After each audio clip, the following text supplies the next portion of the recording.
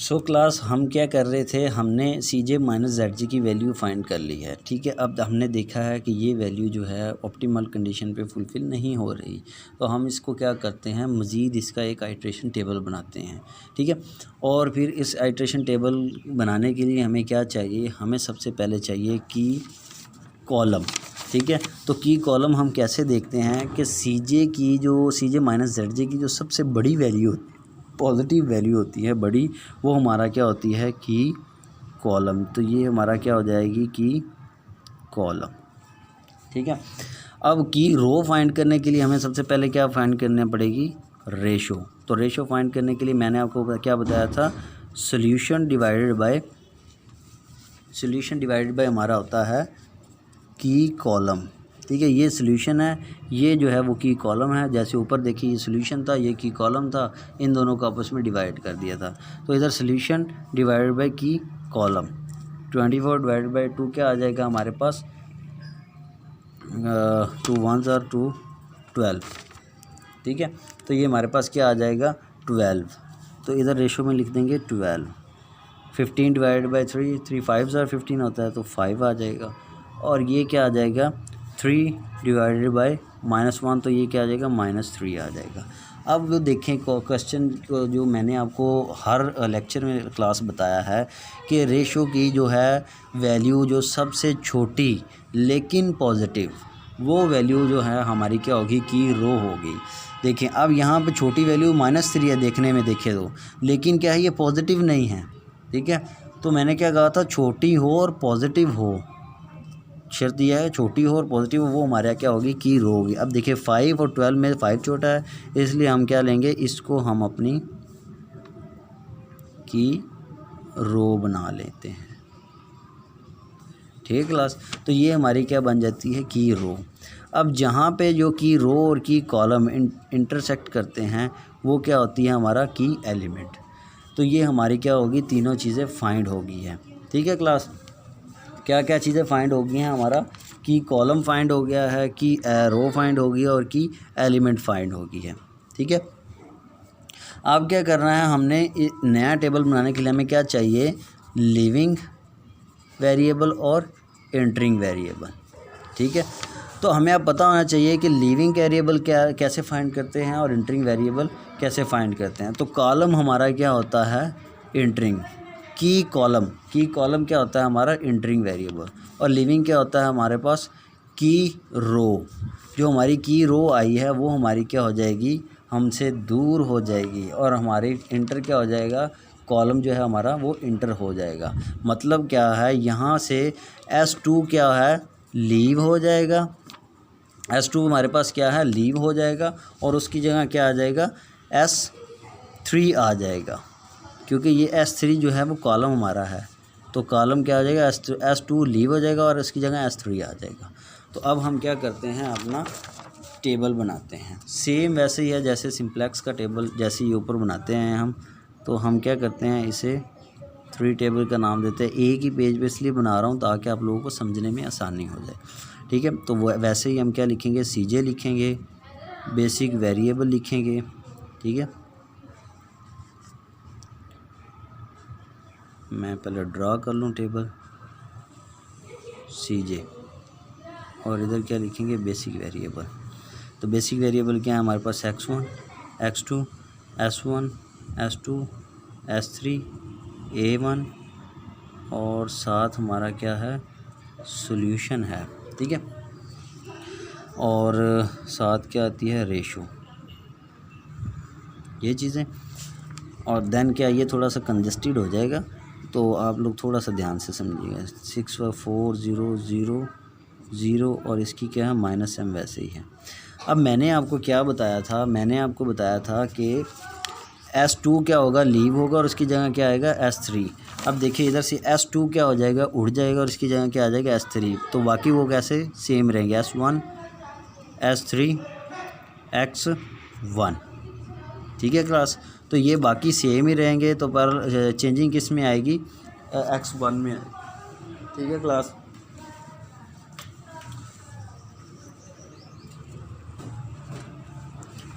तो ये हमारा एंटरिंग वेरिएबल और लिविंग वेरिएबल जो है हमारा वो फाइंड हो गया है। ठीक है, अब हमने क्या करना है, इनकी वैल्यूज़ फाइंड करनी है। तो मैंने क्या बताया था, जो वैल्यू जो है इंसर्ट होगा, मतलब इधर हमारे पास क्या हुआ है, S3 इंसर्ट हुआ है, तो इसकी वैल्यू फाइंड करना सबसे आसान है। कैसे कि हमने सिर्फ क्या करना है, जो रो हमारी जो है वो ओल्ड वैल्यू थी, उसका फार्मूला क्या होता है, ओल्ड वैल्यू और ओल्ड वैल्यू डिवाइडेड बाय हमारे पास क्या होगा, की एलिमेंट। ठीक है, तो ओल्ड वैल्यू क्या है, 0 है, डिवाइडेड बाय 3, तो क्या आएगा हमारे पास 0। ठीक है, ओल्ड वैल्यू हमारे पास क्या है, -1 डिवाइडेड बाय 3, तो क्या आएगा -1/3। ठीक है क्लास, ओल्ड वैल्यू क्या है 0 और की एलिमेंट क्या है 3, तो क्या आ जाएगा हमारे पास 0। ओल्ड वैल्यू क्या है हमारे पास 1 और की एलिमेंट क्या है 3, हमारे पास क्या आ जाएगा 1/3। ठीक है क्लास, ओल्ड वैल्यू पर हमारे पास क्या है, हमारे पास ऐसे लिखिए 3, तो डिवाइडेड बाय 3 हमारे पास क्या आ जाएगा 1। ओल्ड वैल्यू क्या है -3 डिवाइडेड बाय 3, तो क्या आ जाएगा 3 से कट जाएगा, -1 रह जाएगा। ठीक है क्लास, तो ये हमारी क्या आ जाती है, S3 की वैल्यू, जो कि बहुत आसानी से फाइंड हो सकती है। उसे क्या करना है, सिर्फ की जो है हमारी रो आई है, की रो ओल्ड वैल्यू, उसको क्या करना है, की एलिमेंट से डिवाइड कर देना, ओल्ड वैल्यू को की एलिमेंट से डिवाइड कर देना है। ठीक है, अब रहेगी S2 और X1 की वैल्यू। तो इसके लिए वो हमने वही फार्मूला लगाना है जो हमारा चलता आ रहा है। इसको थोड़ा सा ऊपर कर लेते हैं। तो क्या है, S1 की वैल्यू फाइंड करनी है। तो S1 की क्या है, ओल्ड वैल्यू पहले देखनी है। ओल्ड वैल्यू क्या है 0 minus coefficient of key column इसका देखना है। इसका कोएफिशिएंट ऑफ की कॉलम क्या है 2 मल्टीप्लाई बाय रो, क्या रो सेम ही रहती है, रो क्या है 0, इसके नीचे क्या है 0, इसकी कोएफिशिएंट ऑफ की कॉलम की रो क्या है 0, और जो है एलिमेंट वो सेम ही रहेगा। तो 0 माइनस ये 0 ही हो जाएगा, तो क्या आ जाएगा हमारे पास 0 ही आ जाएगी S1 की पहली वैल्यू। सेकंड देखते हैं जी, S1 की सेकंड वैल्यू क्या है, ओल्ड वैल्यू क्या है 1 minus coefficient of key column क्या है 2 multiply by coefficient of key रो क्या है ये -1, और इसका एलिमेंट क्या है 3, 1 माइनस 2/3। ठीक है, तो ये क्या हो जाएगा हमारे पास 1 + 2/3। ठीक है, तो इसके हमने क्या लेना है, एलसीएम लेना है। तो इसकी ओवर क्या है 1 है, तो 3 + 2 आ जाएगा 5/3। इतना तो आप लोग कर ही लेंगे, एलसीएम लेना 5/3। ठीक है क्लास, तो ये इसकी ये वैल्यू लिखती 5/3।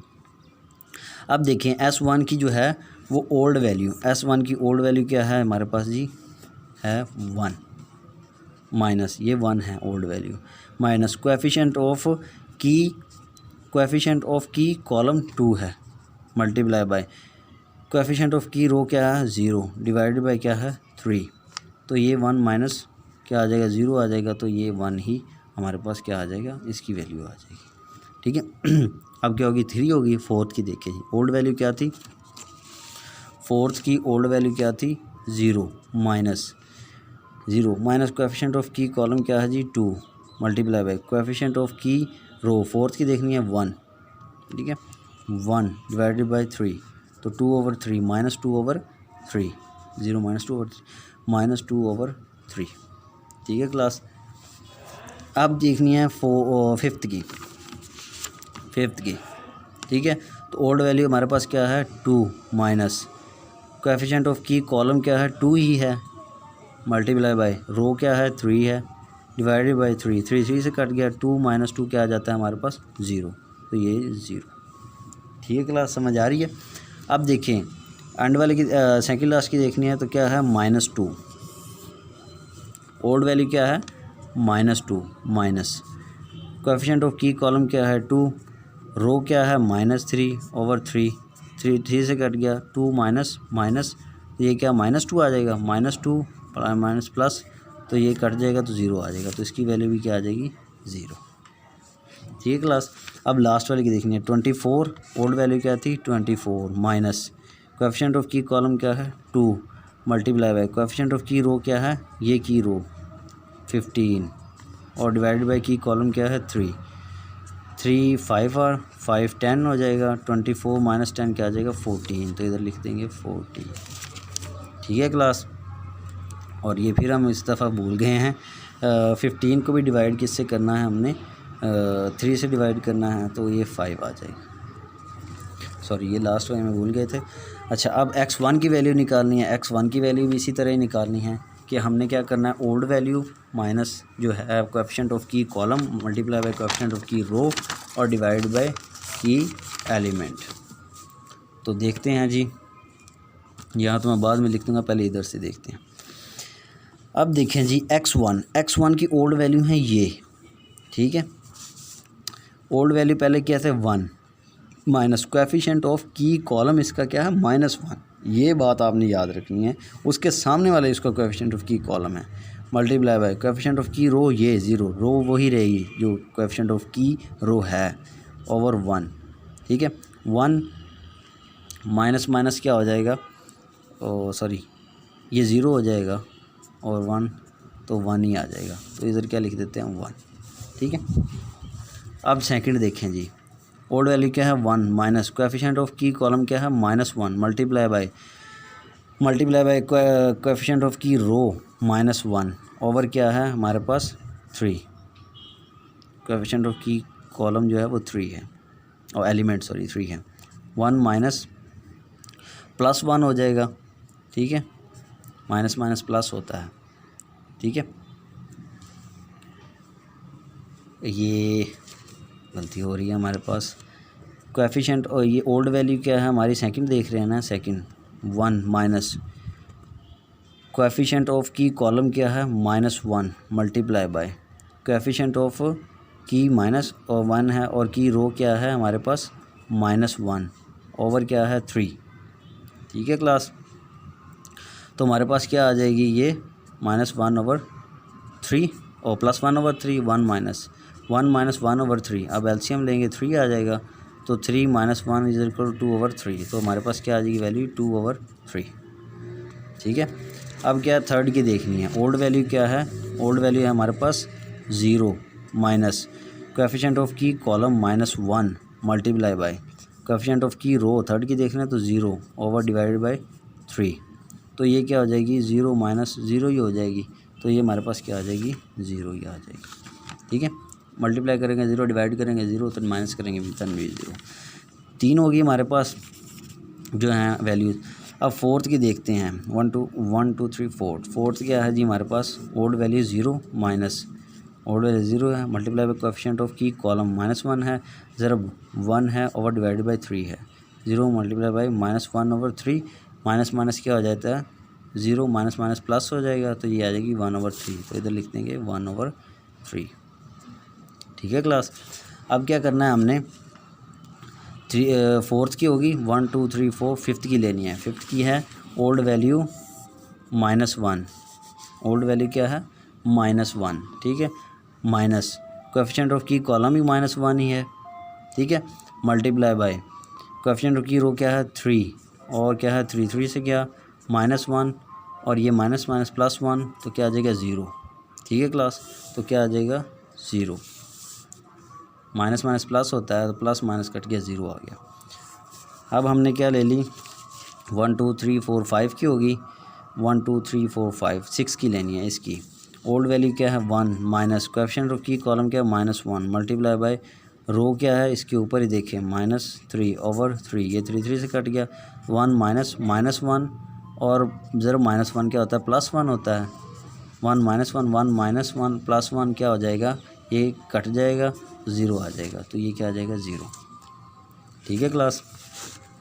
अब हमारे पास रहेगी लास्ट ये वाली, ओल्ड वैल्यू क्या है हमारे पास 3 minus coefficient of key column क्या है -1 मल्टीप्लाई बाय रो क्या है 15 ओवर डिवाइडेड बाय 3 की एलिमेंट है 3 5 सर, तो 3 माइनस -5 आ जाएगा, 3 माइनस माइनस +5, तो हमारे पास क्या हो जाता है ये 8, तो इधर क्या आ जाएगा 8, ठीक है क्लास। तो ये हमारे पास क्या आ जाती है, इसकी x1 की सारी वैल्यूज़ आ गई हैं, ठीक है। कुछ भी नहीं करना, बस आपने सिर्फ coefficient of key row old value लेनी है। सिर्फ क्या करना है, old value minus coefficient of key column, ठीक है, multiply by coefficient of key row divided किससे कर देना है, की एलिमेंट से। की एलिमेंट सेम रहता है, एक दफ़ा सिर्फ आपको देखना पड़ेगा कि कोएफिशिएंट ऑफ की कॉलम कौन सा है, ठीक है, वो भी सेम रहेगा, ये दोनों चीज़ें सेम रहेंगी। सिर्फ आपने ओल्ड वैल्यू ऐड करनी है और रो ऊपर से देख के उसका कोएफिशिएंट ऐड कर लेना है। दैन सबको मल्टीप्लाई ध्यान से जो है वो उसकी जो है उसकी साइंस को ध्यान से उसको मल्टीप्लाई करना है। मल्टीप्लाई करने के बाद क्या कर देना है, उसकी वैल्यू इंसर्ट करके तो लिख देनी है, ठीक है क्लास। अब हम देखते हैं हमारा जो इसके बाद क्या वैल्यू आनी थी हमारी। अच्छा, S1 की वैल्यू तो लिखी नहीं हमने, 0, S3 की क्या है 0, X1 की क्या है 6, ठीक है। तो अब हमने क्या करना है, CBI लिखी नहीं थी पहले, अब हमने क्या करना है, ZJ फाइंड करना है, ZJ, ठीक है। तो ZJ कैसे फाइंड होता है, मैंने आपको बताया था कि इनको इससे मल्टीप्लाई करना है, इसको इससे मल्टीप्लाई करना है, इसको इससे मल्टीप्लाई करना है, तीनों को क्या कर देना है, प्लस करके लिख देना है, ठीक है। तो हम ऐसे ही करते हैं। तो पहले अब हम पेज ढूंढ लें क्योंकि पेज खत्म हो गए हैं, इधर करते हैं, ठीक है। थोड़ा सा ऊपर कर लेते हैं। ZJ की वैल्यू फाइंड करनी है जी, 0 multiply by 0 plus 0 multiply by 0, 0 multiply by 0 plus 1 multiply by 6, 1 multiply by 6, तो 0 प्लस 6 तो क्या आ जाएगी 6, ठीक है क्लास। पेज इधर से ले लेते हैं यार,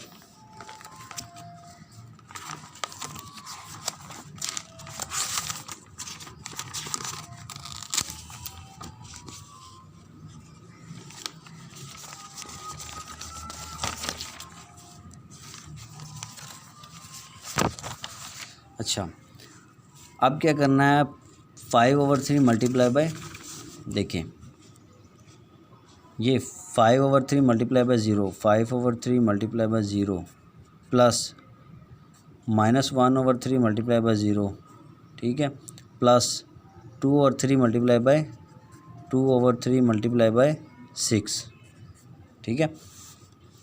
तो अब क्या होगा, ये 0 हो जाएगा, ये भी 0 हो जाएगा, प्लस 3 2s are 6 होता है, तो ये क्या हो जाएगा 2 2s are 4 हो जाएगा, ठीक है। तो क्या हो जाएगा इसकी क्या आएगी वैल्यू 4, ठीक है क्लास। अब इसको इससे मल्टीप्लाई किया, 1 मल्टीप्लाई बाय 0, 0 आ गया, प्लस 0 मल्टीप्लाई बाय 0, ये भी 0 आ गया, प्लस देखें 0 मल्टीप्लाई बाय 6 क्या आ जाएगा, 0 मल्टीप्लाई बाय 6 जो भी 0 आ जाएगा, तो इधर क्या आ जाएगा 0, ठीक है क्लास। अब ये फोर्थ वाला करते हैं, मतलब क्या, फोर्थ में क्या कहता है, देखिए -2/3 multiply by 0 plus 1/3 multiply by 0 plus 1/3 multiply by 6, 1/3 multiply by 6, ये 0 बन जाएगा, ये भी 0 बन जाएगा, ये 3 2s are 6 हो जाएगा और ये 2 हो जाएगा, तो इसकी क्या वैल्यू आएगी 2, ठीक है। तो इसकी क्या आएगी 2, कुछ भी नहीं करना, बस इसको इससे मल्टीप्लाई करना है, प्लस का साइन डालना है, फिर इसको इससे मल्टीप्लाई, फिर इसको इससे मल्टीप्लाई, तीनों को क्या कर देना, जमा कर देना, ठीक है। तीनों को ऐड करने के बाद क्या करना है, देखना है कौन सी वैल्यू वो इधर रख देनी है। अब फिर इसको इससे मल्टीप्लाई किया, 0 को 0 से किया तो 0 ही आया, 1 को 0 से किया तो 0 ही आया, 6 को 0 से किया तो 0 ही आया, जैसे ये किया हुआ है, ठीक है। तो क्या आ जाएगा, इसकी 0 वैल्यू आ जाएगी। अब 0 को 0 से किया 0, -1 को 0 से किया 0, 0 को 6 से किया हमारे पास, तब भी क्या आ जाता है 0 आ जाता है, ठीक है। अब लास्ट वाली 14 multiply by 0 plus 5 multiply by 0 plus 8 multiply by 6, तो क्या आ जाएगा 14 मल्टीप्लाई 0 प्लस 0 प्लस 8 6 are 48, तो क्या आ जाएगी 48, तो 48 को इधर लिख देंगे। ठीक है क्लास, तो ये हमारे पास क्या आ जाती है, ZJ वैल्यू आ जाती है। अब लास्ट पे हमने क्या करना होता है, CJ माइनस ZJ फाइंड करना होता है। तो CJ माइनस ZJ, ठीक है। 6 माइनस 6 0, 4 माइनस 4 0, 0 माइनस 0 0, ये CJ है ना, ये ZJ है, तो इन दोनों को माइनस करना है। 0 माइनस 2 माइनस 2, 0 माइनस 2 क्या है, माइनस 2। 0 माइनस 0 क्या आ जाती है हमारे पास, 0। माइनस m माइनस माइनस 0, ठीक है, तो माइनस m ही आएगी, तो ये क्या आ जाएगी, माइनस m। ठीक है क्लास, तो ये हमारी क्या आ जाती है, CJ माइनस ZJ वैल्यू आ जाती है। अब देखें मैंने क्या बताया था, इधर हमने क्या देखा कि CJ माइनस ZJ क्या है, हमारे पास होना चाहिए less than is equal to 0, ठीक है, जो कि हमारे पास नहीं आया। 3 वैल्यू आई, 4 बाकी जो है वो नहीं आई। तो इसके लिए हमने क्या किया, एक नया आइट्रेशन टेबल बनाया ताकि हम क्या कर सकें, ये CJ माइनस ZJ या तो माइनस में ला सकें या ज़ीरो ला सकें। तो हमने दूसरा आइट्रेशन बनाया, उसमें भी क्या आया, हमारा नहीं आया, क्योंकि हमारा Z जो है वो मैक्सिमाइज़ है। तो जब भी ये दो शर्तें मैं आपको लास्ट लेक्चर में भी कहता आया हूँ कि मैक्सिमाइज़ हो तो CJ minus ZJ less than is equal to 0, minimise हो तो CJ minus ZJ greater than is equal to 0। जब ये आ जाए तो समझे आपकी आइट्रेशन कंप्लीट होगी। जब Z जो है मैक्सिमम हो और ये आ जाए तो समझे आपकी आइट्रेशन कंप्लीट होगी। तो अब Z क्या था हमारे पास, हमारा मैक्सिमाइज़ था। तो हमने क्या करना था, इसकी जो वैल्यू है हमने क्या निकालनी थी, less than is equal to 0 निकालनी थी। तो ये वैल्यू निकालने के लिए हमने क्या किया, दोबारा आइट्रेशन टेबल बनाया, तो फिर देखा, फिर क्या हुआ, 1 2 3 4 5, एक फिर नहीं आई। उसके लिए फिर क्या किया हमने, आइट्रेशन। अब देखिए CJ माइनस ZJ जो है वो 0 है या क्या है, 0 से लेस है। ये -2 माइनस m 0 0 0 0, या तो माइनस में आई हैं या क्या आई हैं हमारे पास जो क्या ऐसे कहते हैं, या तो माइनस में आई हैं, 0 आई हैं। तो ये हमारा क्या आ गई, एक जो है वो इक्वेशन जो है वो हमारा ऑप्टिमल सॉल्यूशन आ गया है। अच्छा, अब सवाल ये पैदा होता है कि इतना हम क्यों खपे हैं भाई, इतना हमें क्या ज़रूरत थी ये ऑप्टिमल सॉल्यूशन निकालने की। तो देखिए यहाँ पे हमारे पास क्या वैल्यू आई है, x1 की वैल्यू आई है। x1 की वैल्यू हमारे पास क्या आई है, x1 की वैल्यू हमारे पास आई है जी 8, ठीक है। और x2 की वैल्यू हमारे पास कुछ नहीं है, क्योंकि इसमें देखें ना x2 है ही नहीं, S3 है या S1 है, तो x2 की वैल्यू हमारे पास 0 आई है। अब हमने क्या करना था, इसको मैक्सिमाइज़ करना था, Z हमारा जो था, ठीक है। अब देखें हमें क्या वैल्यू मान गई, x1 की आ गई, x2 की हमारे पास वैल्यू नहीं है। चलो जी Z में हम वैल्यूज़ पुट करते हैं, 6 8 + 4 x2 क्या है 0, तो 6 8 ज़ार क्या होता है 48, प्लस ये 0 आ जाएगा तो आंसर क्या आ जाएगा 48, Z क्या आ जाएगा 48। जब आप देखें कि आपकी ये वाली वैल्यू ZJ की 48 है ना, और ये वाली वैल्यू क्या आ गई है, सेम आ गई है, तो योर आंसर इज़ राइट। ठीक है, जब आपकी ये वाली वैल्यू और वो ZJ वाली वैल्यू सेम आ जाए तो आपका आंसर राइट है। ठीक है क्लास, तो ये क्लास क्या था हमारे पास, बिग एम मेथड था। हमने जो है वो दो तरह के मेथड जो है वो सॉर्ट आउट कर लिए हैं। हमने क्या कर लिया है,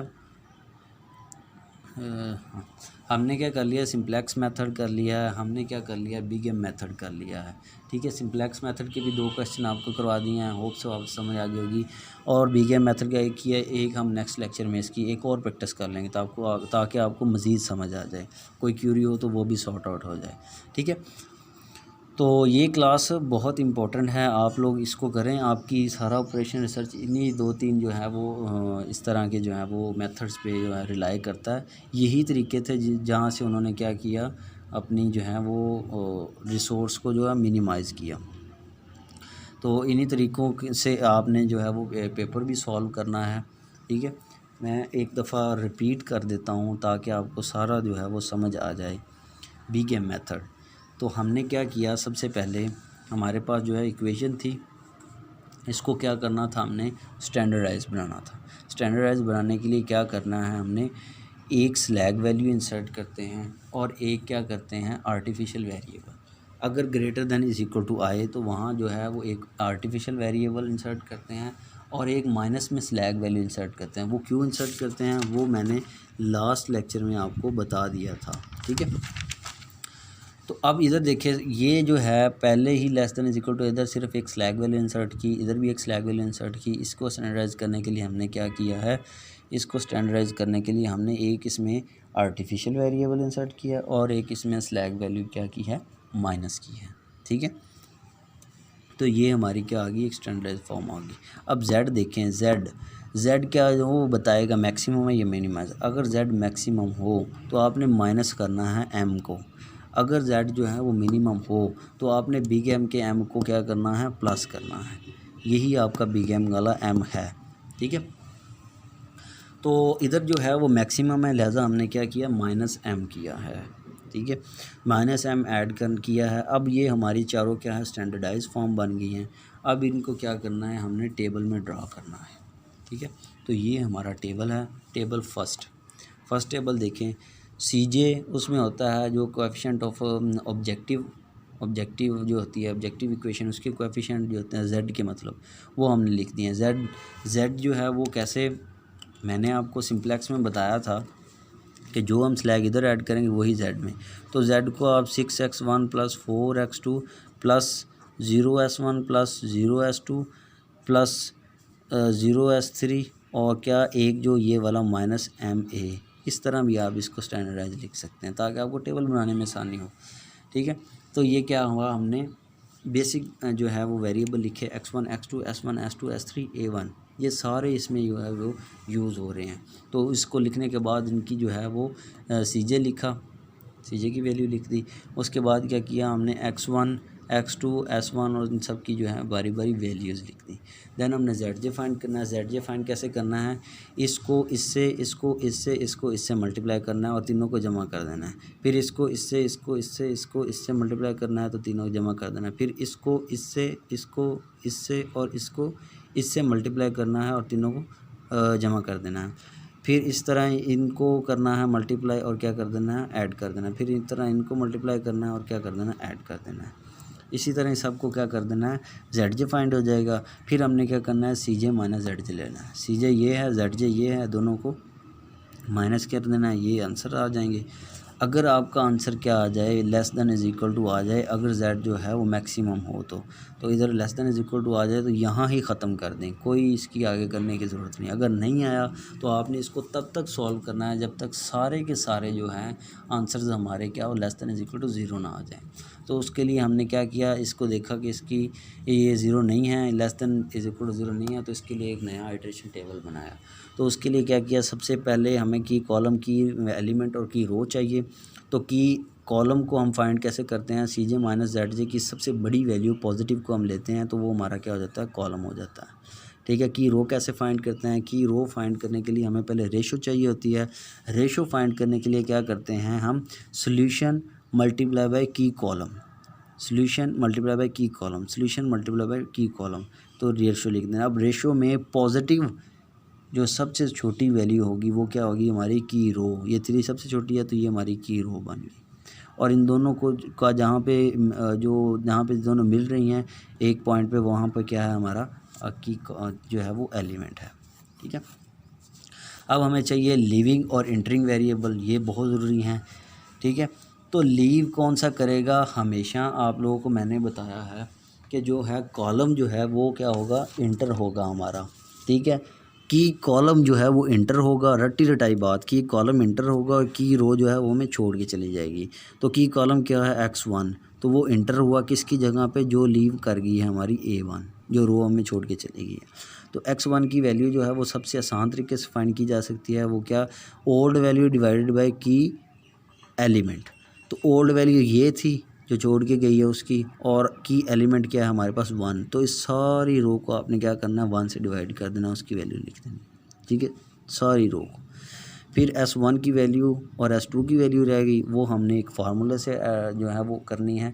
वो क्या है, old value minus coefficient of key column multiply by coefficient of key row divide by key element. ठीक है, तो coefficient of key column S1 के लिए ये है, coefficient of key column S2 के लिए ये है, coefficient of key column S3 के लिए ये है। अगर होता तो ये होता। ठीक है, तो वैसे ही हमने इनको मल्टीप्लाई करके ऐड करके ये वैल्यूज़ लिख लेनी है।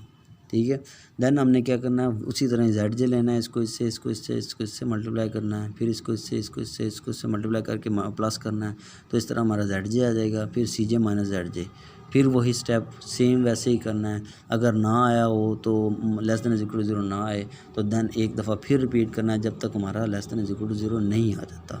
तो फिर वैसे ही सारा स्टेप किया कि रो की एलिमेंट की कॉलम लिए, तो सारा करके तो फिर हमने क्या किया, एक नया टेबल ड्रा किया।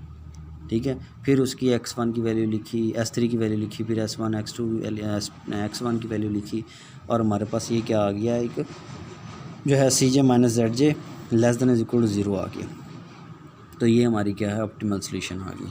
तो ये क्लास आपका बी के में है। नेक्स्ट लेक्चर में इंशाल्लाह इसकी एक और एग्जांपल आपको कराएंगे ताकि अच्छी तरह आपको समझ आ जाए। सो प्रैक्टिस करें घर में, इसको अपने हाथ से सॉल्व करें, वगरना रट्टे से ही आपको समझ नहीं आएगा। So class, stay home, stay safe, अल्लाह हाफिज़।